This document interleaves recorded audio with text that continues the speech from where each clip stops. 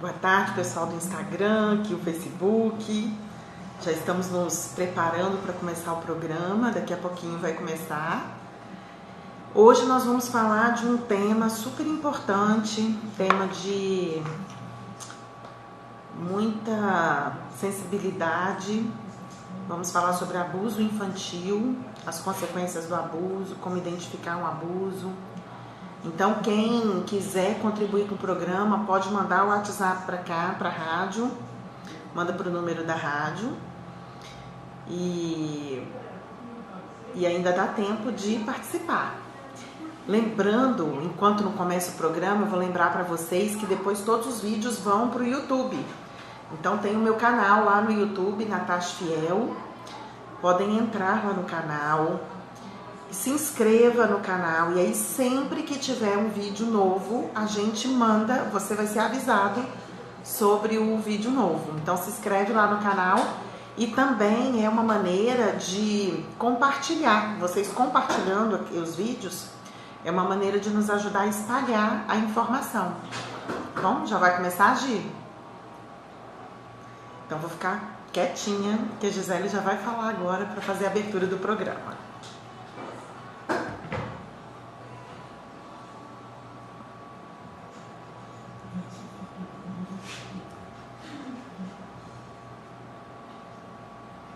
Hoje eu ainda tô com fone só de um lado. Olá, minha gente, uma ótima tarde para você, ligado aqui na Voz da Esperança, 4 horas e 1 minuto, começando ao vivo, mais uma edição do Bate-Papo no Meu Tempo, sempre com a nossa convidada especial, Natasha Fiel, ela que é coach psicanalista, e toda terça-feira ela vem aqui conversar com a gente temas de super relevância, para a gente aprender a lidar com nossas emoções e ter uma vida mais leve. Não é isso, Natasha? É isso aí, Gisele. Boa tarde, ouvintes, boa tarde, internautas. Estamos aqui novamente compartilhando com vocês alguns aprendizados para isso aí que a Gisele falou, ter uma vida mais leve, mais livre, mais prazerosa. Isso mesmo. E você pode ficar à vontade para interagir durante o programa, deixando o seu depoimento, enviando sua pergunta para o nosso WhatsApp e a Natasha vai te respondendo. 998-27343, tá bom? E o assunto de hoje é muito interessante, mas antes, Natasha, está conectada já nas redes sociais? Pra a galera que quiser assistir a live, tá tudo certo? Tudo certo. A gente está conectado aqui no Facebook, no Instagram. Tudo certo, já temos pessoas aqui. Muito obrigada pela participação de vocês. E podem mandar perguntas que eu vou acompanhando por aqui. Isso mesmo. E o assunto de hoje é muito interessante e é mais comum do que a gente imagina. Abuso infantil. E por mais impensável que seja, pesquisas revelam que o lar é o ambiente mais violento da sociedade. E olha que impressionante, né, Natasha? E mais, a violência familiar atinge todo tipo de família, gente, e consiste em qualquer agressão cometida por uma ou mais pessoas, seja ela verbal, física, emocional, sexual, e é sobre isso que vamos conversar hoje, não é isso? Isso aí, Gisele. Vamos entender o que significa o abuso infantil para que a gente esteja mais alerta para lidar com as nossas crianças e principalmente os adultos que estão nos ouvindo agora e que por acaso viveram essa experiência, foram abusados na infância, também o programa é para vocês, para mostrar que é preciso buscar ajuda para trabalhar esse trauma. E para começarmos bem o nosso programa, já vamos começar entendendo e conhecendo quais os tipos de abuso podem ser cometidos contra as crianças. Então, os tipos de abuso são vários, Gisele. Quando a gente fala de abuso infantil, é muito natural isso nos remeter ao abuso sexual, ao estupro, né? Então, assim, o abuso físico, o estupro, é algo visível porque deixa marcas no corpo. Mas existem outros abusos que a gente não consegue perceber visivelmente as suas consequências. Então, abuso infantil é sempre um ato de abuso cometido contra uma criança e ele pode ser cometido de um adulto para uma criança ou de um adolescente para uma criança também. Então é quando é cometido um ato contra uma criança que é considerada vulnerável. Então nós temos esse abuso físico, que é aquele que a gente consegue ver, que são as surras, as marcas físicas, a violência sexual, o estupro. Mas também temos aquele abuso que pode ser considerado um abuso emocional, um abuso psicológico. Como, por exemplo, não cuidar da criança, ser negligente com a criança. Por exemplo, não dar alimentação adequada para a criança, não cuidar da saúde dessa criança. Então, crianças que ficam doentes e os pais não cuidam dessa criança, isso é um abuso infantil também. E é crime também. Xingamentos, rótulos que são dados pelas crianças, para as crianças, isso também é um abuso psicológico. Então, isso pode acontecer muito dentro do lar, sim, com os pais, mas também pode acontecer na escola, com professores, coordenadores, os profissionais. Infelizmente, existem educadores que acabam cometendo esse abuso emocional nas crianças, quando rotulam, né? Então, isso também é crime. Um outro tipo de abuso é deixar a criança, é não cuidar da criança, é abandonar a criança. Então, o abandono também é considerado um abuso. Então, você vê, Gisele, que esses abusos, eles não deixam marcas físicas, mas eles deixam sequelas psicológicas, eles deixam sequelas emocionais. A criança que sofre esse tipo de abuso, ela cresce uma criança ferida. Sim. E aí eu quero falar especificamente agora do abuso sexual, que é um tipo de violência também muito cruel, porque no abuso sexual, o que acontece? Nem todo abuso sexual é estupro. Então, às vezes, o abuso sexual ele é um toque, ele é expor a criança à pornografia, expor a criança a cenas de sexo reais. E muitas vezes, molestar a criança, que significa passar a mão na criança, passar a mão na genitália, no corpo da criança, isso causa na criança uma sensação de prazer. Pode ser muito esquisito pensar sobre essa ótica, mas é verdade. Então, quando nós somos crianças, a gente sente prazer. Então, o abusador, quando ele molesta a criança sem violência, sem agressividade, não vou usar o termo violência, porque molestar é violência. Então, sem agressividade, sem deixar a marca física. Mas quando ele vai lá e acaricia a criança, isso gera na criança uma sensação de prazer. A criança não sabe que aquilo é inadequado. E aí, com o passar do tempo, o abusador, ele gera culpa nessa criança, porque ele fala coisas assim: não conta pra mamãe não, porque ela vai ficar com ciúme de você. Olha, o titio só faz isso com você porque o titio gosta mais de você. Então não conta pra ninguém não, porque senão vão brigar com o titio. Então o adulto ele vai envolvendo a criança numa relação de culpa. E aí chega uma hora que a criança percebe que aquilo é errado. É errado, mas é prazeroso. Entende isso na cabeça da criança? Fica meio confuso. Fica meio confuso. E aí ela se torna, o abusador faz com que a criança perceba que ela é cúmplice do crime. E aí muitas vezes essa criança ela cresce calada. Ela não fala para ninguém que ela sofreu abuso.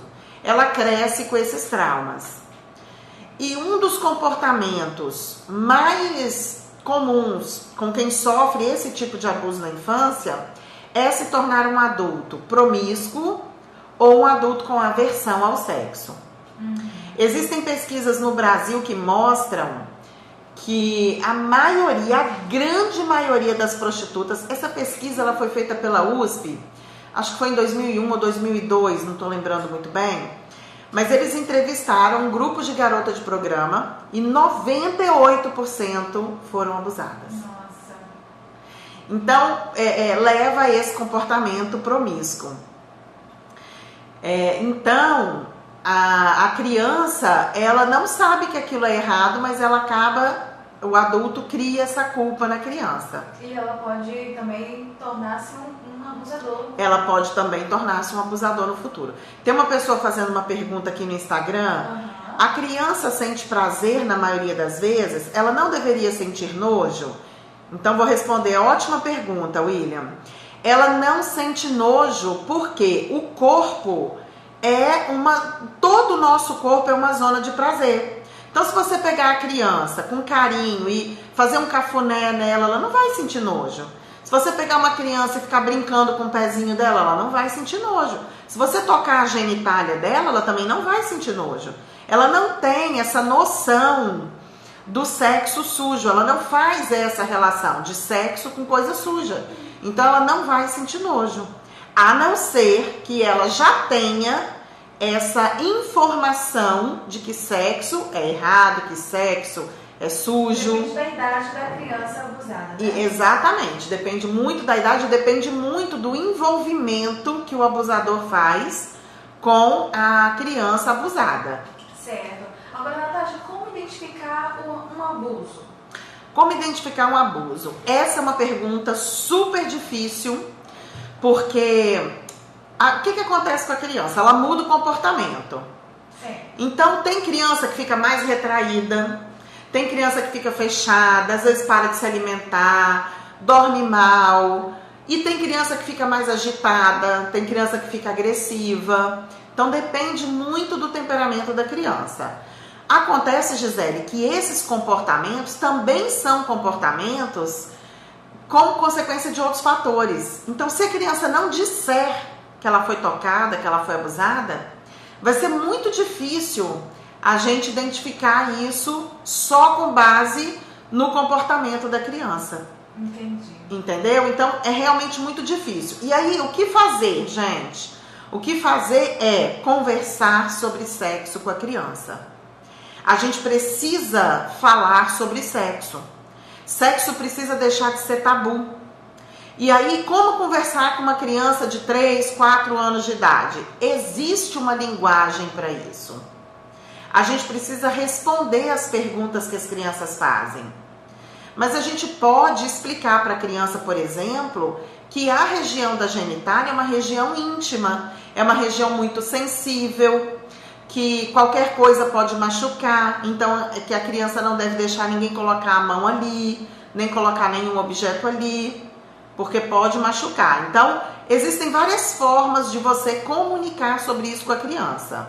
Tem um livro infantil, eu acho que o nome é Pipo e Lelê, não me lembro bem, mas enfim, se vocês colocarem lá no Google, livro infantil que trata do abuso, esse livro ganhou muitos prêmios, então é uma ótima literatura, porque conta toda uma história de um peixinho que foi enganado pelo tubarão que oferecia bala. Olha, então é de uma forma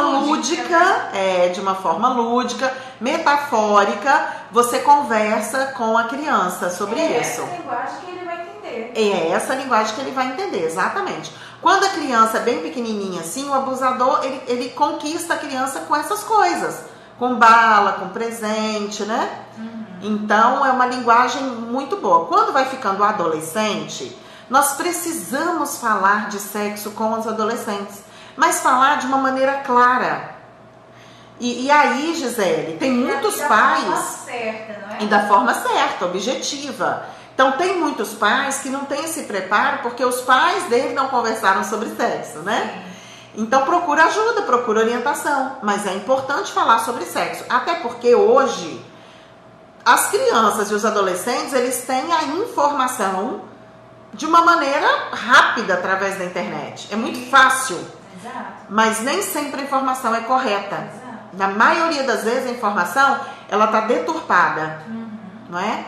Então é importante sim, pais de adolescentes conversarem com os filhos. Aqui tem uma outra pergunta, Gi, posso ler? Claro, fica à vontade. É a Paula que está perguntando. Como os pais devem orientar as crianças para que isso não aconteça a partir de qual idade? Assim, Paula, acabei de falar. Quando a criança é bem pequenininha, você vai falando. Olha só que interessante. Pai de menino gosta de ficar ensinando o menino a mostrar a genitália. Brincar com a genitália, né? Olha o piruzinho dele, olha não sei o que. Mostra pro tio o piruzinho. Tá? Não sei se vocês já presenciaram isso, mas eu já presenciei. Se fosse uma menina, se for menina, vai fazer isso? Mostra pro titio a sua pepeca. Não mostra, não fala. Exato. Então o machismo está muito incluído aí. Então, Paula, uma das maneiras é tratar a genitália da criança com o respeito que ela merece. Cuidar dessa genitália. Ensina a criança a cuidar e proteger. Então sempre fala, por que usa calcinha? Para proteger, de não entrar areia, para não machucar. Por que usa cueca? Não deixa ninguém botar a mão aí, porque é frágil. Então você vai explicando dessa maneira. Ok? Ok, muito bem, gente. Aqui tem mais uma pergunta e diz o seguinte: quais as consequências aí do abuso?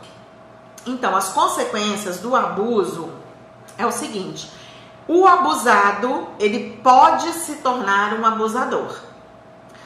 Todo abusador um dia foi abusado. Todo abusador foi abusado. Mas nem todo abusado vai se tornar um abusador. Então, existe sim essa possibilidade. Mas existe a possibilidade também do comportamento contrário, retraído. Ao invés de se tornar um abusador, ele vai ser sempre um submisso. Então é sempre aquela pessoa retraída, que não consegue ter voz, que está sempre se sentindo culpado, que se contenta com pouca coisa. E pior, Gisele, pode ser que o abusado acabe procurando na sua vida conjugal um abusador. Porque ele fica fixo, o inconsciente dele está preso àquela relação de ser abusado. Então é como se ele não tem essa consciência, isso é inconsciente. As nossas decisões emocionais, elas não têm sentido. Elas não têm lógica, por isso que elas são emocionais.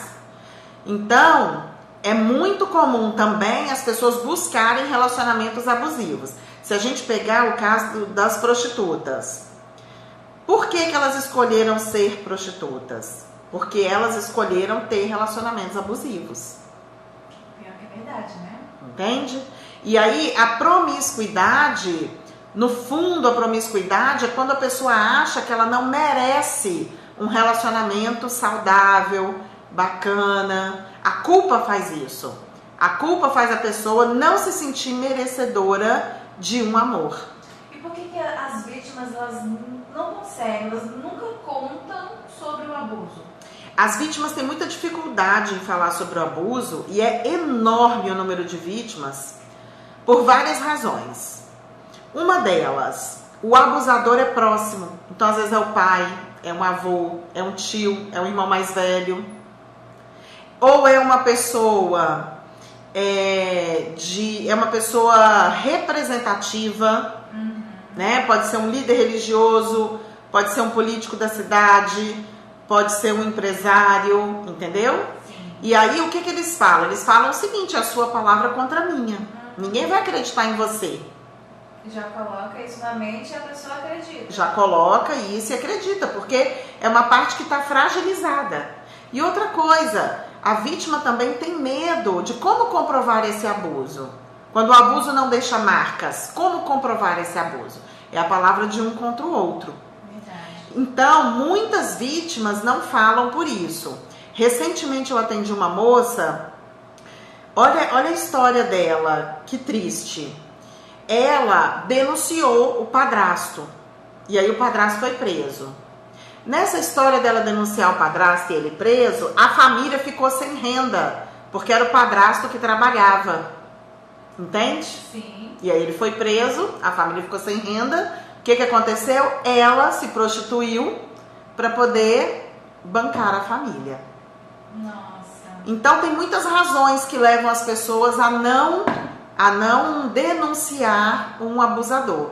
Mas a principal delas é que o abusador é alguém próximo, é um pai, é um tio. Então é muito difícil você denunciar um pai e ver ele preso, né?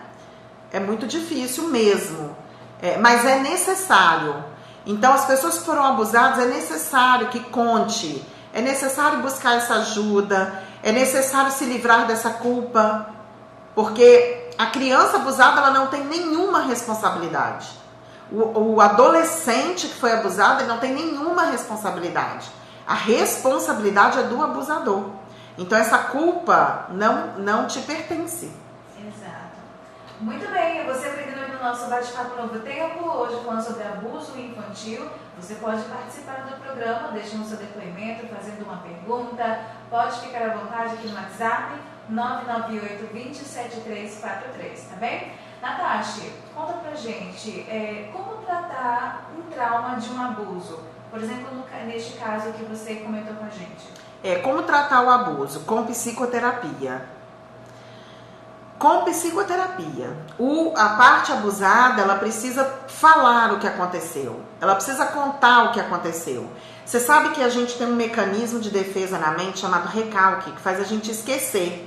Eu já atendi casos, Gisele, que no meio do processo terapêutico, a pessoa lembrou que ela foi abusada, ela não lembrava. Então, procure ajuda terapêutica. Se você tem esse comportamento, ou um comportamento de aversão ao sexo, ou um comportamento de compulsão pelo sexo, e você não lembra que foi abusado, você pode ter sido, mas esqueceu. Então, a forma de tratar o trauma é contar para um psicoterapeuta. A psicanálise, ela é muito adequada para trabalhar esses casos. Então, precisa contar, precisa colocar para fora, precisa ressignificar, ir lá no passado e compreender que aquela criança que foi abusada é uma vítima. Ela não pode ter essa culpa. Ela foi vítima. E aí a gente ressignifica e a pessoa fica livre, completamente livre para viver uma vida plena. Eu tenho vários pacientes que conseguiram tratar completamente o trauma de um abuso e vivem hoje uma vida sexual saudável, feliz, alegre, vive bons casamentos. Tem muitos casos, Gisele, de pessoas que amam o cônjuge, mas não conseguem ter relação sexual com o cônjuge por conta do trauma. Então, isso tem tratamento, não fique com o sofrimento. Muito bem, que bom que as pessoas têm coragem, buscam ajuda e têm a oportunidade de viver livre e leve, como a gente fala aqui no programa. Isso, né? Mesmo. E para fechar o programa, como a gente pode fazer para conhecer qual é o perfil do abusador? Antes de responder essa pergunta, eu posso responder outra aqui do Instagram? Pode. Tem outra aqui. Quando uma garota de alta sociedade que não precisa de dinheiro faz isso, é devido ao abuso que ela possa ter sofrido? O William está perguntando aqui, ótima pergunta. A gente teve um caso no Brasil que ficou famoso, que virou até filme, livro, da Bruna Surfistinha, e ela pinta assim, como se fosse uma profissão de muita alegria. Não vou descartar, pode ser até que para algumas pessoas seja, mas as pesquisas não mostram isso. O que as pesquisas mostram é o seguinte, que pode sim, William, pode ser que essa garota com esse perfil, ela tenha sofrido um abuso na infância, é um abuso que não foi tratado, e hoje a maneira pela qual ela lida com essa dor emocional é se prostituindo. Muito bem, respondido. E agora a gente vai conhecer então qual é o perfil do abusador. Vamos lá, o perfil do abusador. Muito difícil identificar o perfil do abusador, tá, gente? Mas ele tem algumas características. Por exemplo, é uma pessoa próxima, normalmente é um adulto que adora brincar com criança. Então, sabe o tiozão? Assim, aquele adulto que gosta de pegar a criança, passear, ficar sozinho com a criança. Fica esperto. Fica esperto, né? Fica esperto. Uma outra característica é a herança familiar. Então, se ele teve algo no seu passado de violência, de agressividade, pode ser que ele seja um abusador, sim. Então, nunca deixe a sua criança com um adulto que você não conhece. E sempre diga para sua criança te contar tudo o que aconteceu enquanto você esteve com aquele adulto. Mesmo que esse adulto seja o pai da criança, o avô da criança, o tio da criança, mesmo que seja. Vizinho que você não conhece, fica atento. Se o vizinho tem um filho, fica atento. É para ficar atento mesmo, porque é algo que acontece com muito mais quantidade do que a gente imagina. E nós somos ainda, Gisele, uma sociedade muito desequilibrada sexualmente. A gente não fala de sexo, o sexo é muito tabu. E o sexo é uma energia muito forte na gente. Então é uma energia difícil de controlar. Quando a pessoa está em desequilíbrio, ela não controla mesmo. Então é importante que a gente fale sobre isso com os nossos filhos. Muito bem, e aí nós encerramos então hoje nosso programa falando sobre abuso infantil, lembrando que este programa fica disponível no canal da Natasha lá no YouTube. Fica lá no YouTube, a partir de amanhã já está lá, daqui a pouquinho já está lá, e aí vocês podem acessar, podem se inscrever no canal, podem compartilhar. Tem mais uma pergunta aqui, dá tempo, Gisele? Dá, pode fazer. Quando uma criança sofre abuso, isso pode influenciar na sua opção sexual também? Não. Não tem nada a ver uma coisa com a outra. Não existe nenhum dado científico, nenhuma pesquisa, nem nada que indica isso. Aliás, o termo nem é opção sexual, porque não é uma escolha. Então, a orientação sexual, o desejo sexual nasce com a pessoa, não é formado por nenhuma experiência.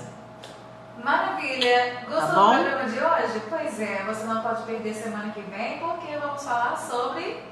Ai, semana que vem, nem pensei. Mas, Gisele, pensei sim, sabe? As pessoas têm me perguntado muito sobre psicopatia, sobre os transtornos, que nós já falamos aqui do borderline, mas tem me pedido para falar sobre síndrome do pânico. Então, nós vamos falar sobre as neuroses e as psicoses. No próximo programa, vamos falar sobre psicopatia, os psicopatas, que é um tema fascinante, as pessoas perguntam muito sobre isso, tem muitos filmes sobre os psicopatas. Então, quem são esses psicopatas que são famosos no cinema, nas novelas e podem estar convivendo com a gente? Então, nós vamos falar sobre os psicopatas. Muito bem, já está aí o nosso próximo tema, você não pode perder, toda terça-feira tem bate-papo Novo Tempo aqui, e você, inclusive, pode indicar, não é? Temas. Isso, sugere temas pra gente, porque a gente quer falar o que vocês querem ouvir.